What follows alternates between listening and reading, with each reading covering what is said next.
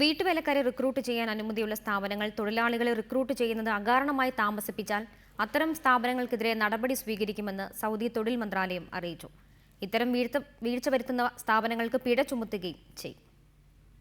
വീട്ടുവേലക്കാരെ recruit ചെയ്യുന്നതിന് കാലതാമസം വരുത്തുന്ന സ്ഥാപനങ്ങൾക്ക് ഓരോ ദിവസവും 300 സൗദി റിയാൽ വീതമാണ് പിഴ ചുമത്തുക.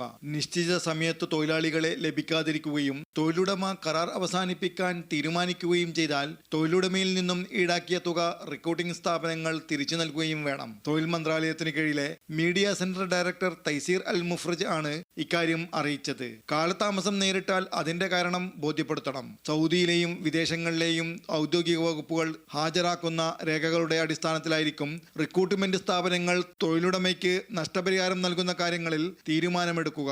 പിഴയായി ഈടാക്കുന്ന തുക കരാറിൽ പറഞ്ഞ തുകയിൽ കൂടാൻ പാടില്ലെന്ന നിബന്ധനയുമുണ്ട്. ഈ അടുത്ത കാലത്താണ് വീട്ടുവേലക്കാരെ കൊണ്ടുവരുന്നതിനുള്ള കരാറിൽ ഇന്ത്യയും സൗദിയും തമ്മിൽ ധാരണയായത്. മറ്റു രാജ്യങ്ങളിൽ നിന്നും വീട്ടുവേലക്കാരെ കൊണ്ടുവരുന്നതിനുള്ള ശ്രമവും സൗദി അറേബ്യ തുടരുന്നുണ്ട്. Jafar Ali Palakkode, reporter, Jeddah.